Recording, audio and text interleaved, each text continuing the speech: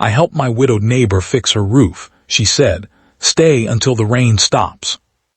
The rain was already pouring through my widowed neighbor's bedroom ceiling when I climbed onto her roof that night, and 10 minutes later, I heard a terrifying crack beneath my feet. I froze in the darkness, soaked to the skin, while below me she stood in the doorway watching helplessly as water rushed into the only home her late husband had left her. I thought I was simply fixing a roof. I had no idea that before the rain stopped, I would discover the one thing she had been hiding from everyone, including herself.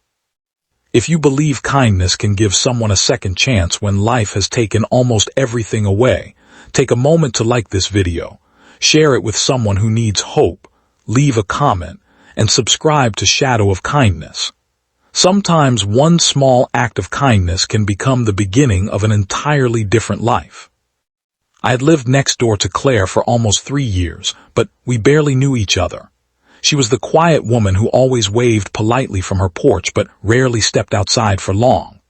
After her husband, Daniel, died suddenly the previous winter, something about her seemed to disappear. The cheerful woman who had once planted flowers along the fence became someone who moved through her days like she was simply waiting for them to end. I knew she was struggling financially because I had seen overdue notices tucked beneath her mailbox, but I never asked questions. Grief was a private thing, and I didn't want to invade it. Then came the storm. The wind had been screaming through the neighborhood for hours when I heard a loud banging sound from Claire's house. I looked through my window and saw her standing outside in the rain, staring helplessly at the roof. Water was pouring through the upstairs window. I grabbed my toolbox and ran across the yard without even thinking. She tried to stop me, warning me that the roof was dangerous, but I told her that waiting for a contractor could mean losing half the ceiling.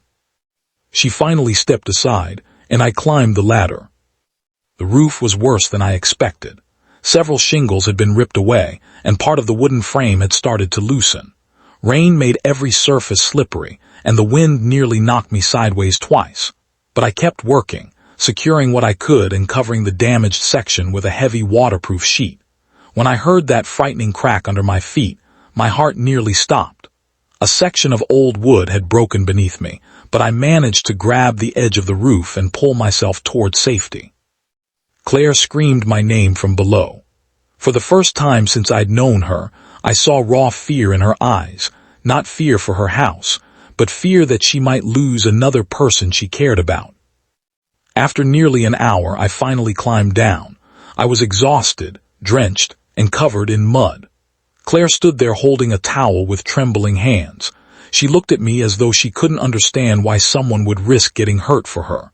I tried to make a joke about the roof being more stubborn than I expected, but she didn't laugh.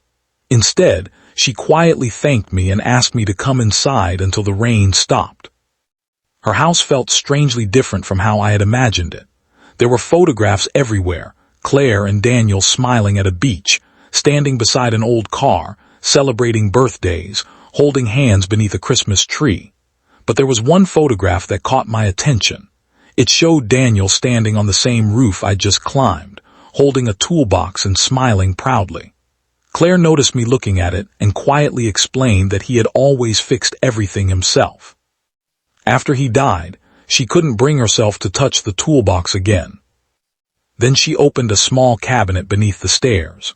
Inside was Daniel's old toolbox, covered in dust.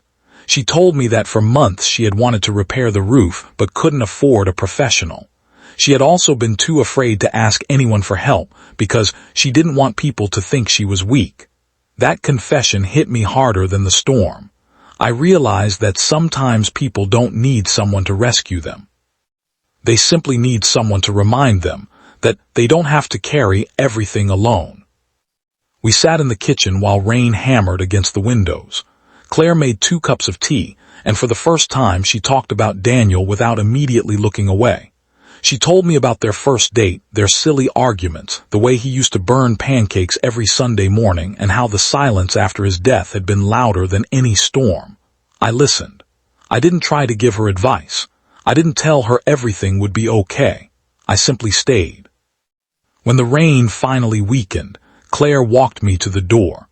Before I left, she looked at me and said that she had almost forgotten what it felt like to have someone care whether she was okay. I told her she deserved to feel cared for, and that accepting help wasn't weakness.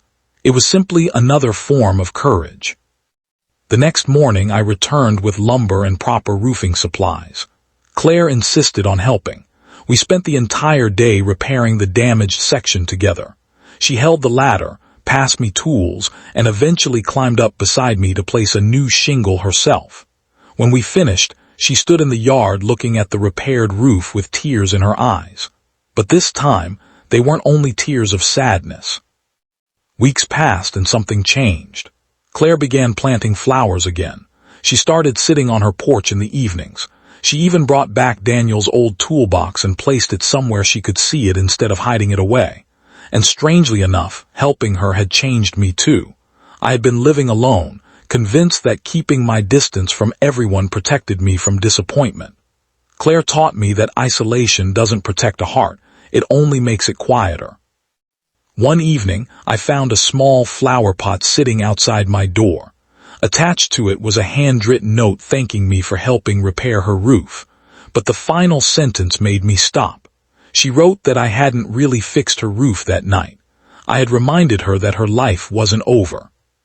If this story touched your heart, please like the video, share it with someone who needs a little hope, and subscribe to Shadow of Kindness. Your support helps these stories reach people who may be quietly struggling and simply need to hear that kindness still exists. And before the story ends, comment "Kindness can heal" if you believe one small act of kindness can change someone's life. I still think about that storm sometimes. I remember the cold rain, the broken roof, and the fear in Claire's eyes. But most of all, I remember what happened after the storm.